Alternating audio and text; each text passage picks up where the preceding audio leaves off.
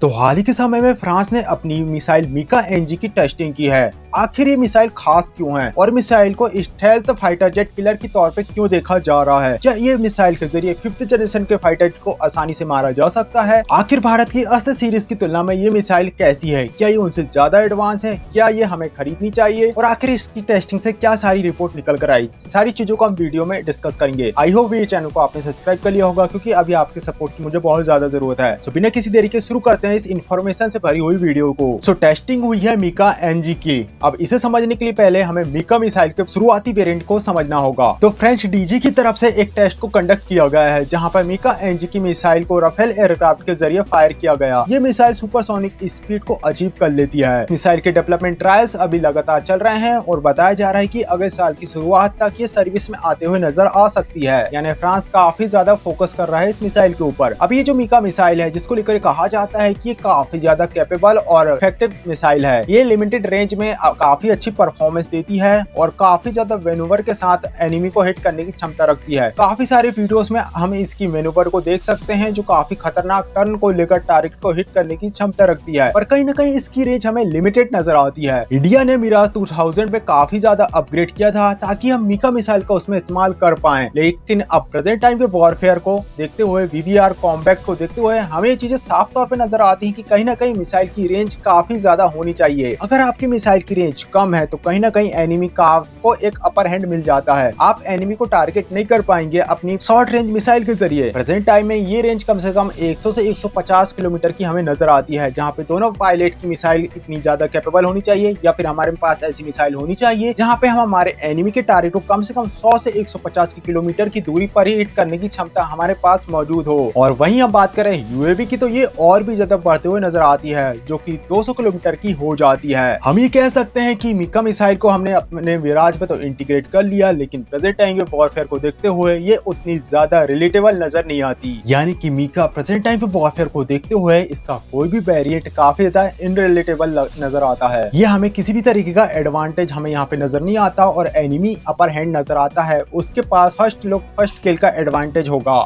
अब इसी चीज को देखते हुए राफेल अपनी मिका मिसाइल के मिका एमजी वेरिएंट में बदलाव कर रहा है और हमें नई वेरिएंट की मिसाइल देखने को मिल रही है, जहां पे मिका की सारी खामियों को इस मिसाइल के में दूर की जा रही है। जैसे कि इसकी रेंज, इसमें हमें डुअल पल्स देखने को मिल रहे हैं और सीकर को इंटीग्रेट किया जा रहा है। यहाँ पे आईआर और आरएफ दोनों वेरिएंट के सीकर का इस्तेमाल करने की बातें की जा रही है। एडवांस सीकर का इस्तेमाल किया जा रहा है। ये सीकर एआई पावर्ड है, यानी कि अगर फाइटर जेट बचने के लिए फ्लेयर्स को भी छोड़ता है तो ये उसे आइडेंटिफाई कर पाएगा ये फाइटर जेट है, फ्लेयर है या फिर उसका टारगेट। अब प्रेजेंट टाइम में इसकी रेंज 120 किलोमीटर की बताई जा रही है, जो कि हमारी अस्त्र मार्क 1 की मिसाइल की सीरीज के में आती है। हालांकि संभावनाएं ये भी बताई जा रही है कि अनऑफिशियली सोर्सेज से इसकी रेंज 150 किलोमीटर की बताई जा रही है। तो क्या इसका मतलब ये है कि हम हमारी अस्त्र मार्क सीरीज को छोड़कर क्या मिसाइल एमजी को खरीदें, क्योंकि ये हमारी मिसाइल से बेस्ट है? तो हमें यहाँ पे समझना होगा कि जो हमारी अस्त्र मिसाइल है वह इसे बीट नहीं कर पाती। तो क्या अब हमें मिका एमजी की तरफ जाना चाहिए अपनी अस्त्र मिसाइल को छोड़कर? नो एनी डाउट, जो हमारी अस्त्र सीरीज की मिसाइल है ये मिका से कहीं भी हमें पीछे नजर नहीं आती। पर मिका एमजी का जो आईआर वेरिएंट है, कहीं ना कहीं वो हमें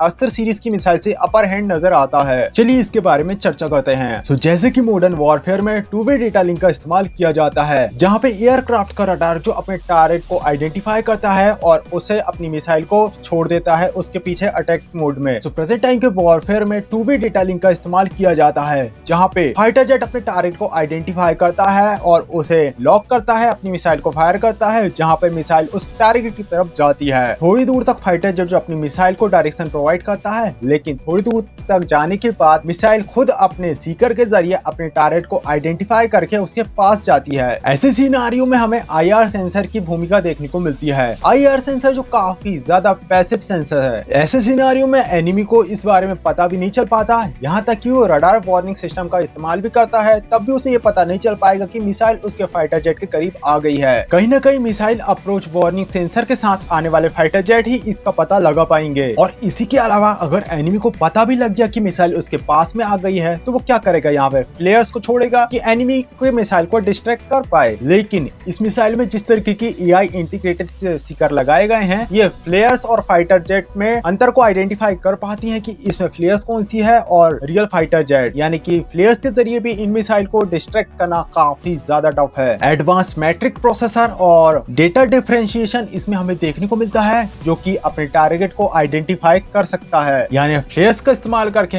एनिमी मिसाइल से पीछा नहीं छोड़ा पाएगा। यानी कहीं ना कहीं IR इंटीग्रेटेड मिसाइल काफी ज्यादा घातक मोड में नजर आती है। यही कारण है कि मिका मिसाइल का MG वेरिएंट काफी खतरनाक मोड में हमें नजर आता है। तो सवाल वही का वही है, क्या हमें MG वेरिएंट लेना चाहिए? तो नो एनी डाउट, अगर हम राफेल के नए बेचेस को परचेस कर रहे हैं तो उसमें हमें मिका MG को खरीदना चाहिए। इसी के अलावा हमें इसी टेक्नोलॉजी का इस्तेमाल हमारी अस्त्र सीरीज की एडवांस मिसाइल में इंटीग्रेशन करके उसे अपग्रेड करना चाहिए। सो गाइस, इस मिसाइल को लेकर आपका क्या ओपिनियन है? क्या हमें फ्रांस से मिका MG को परचेस करना चाहिए? कमेंट बॉक्स में अपनी राय को जरूर रखिएगा।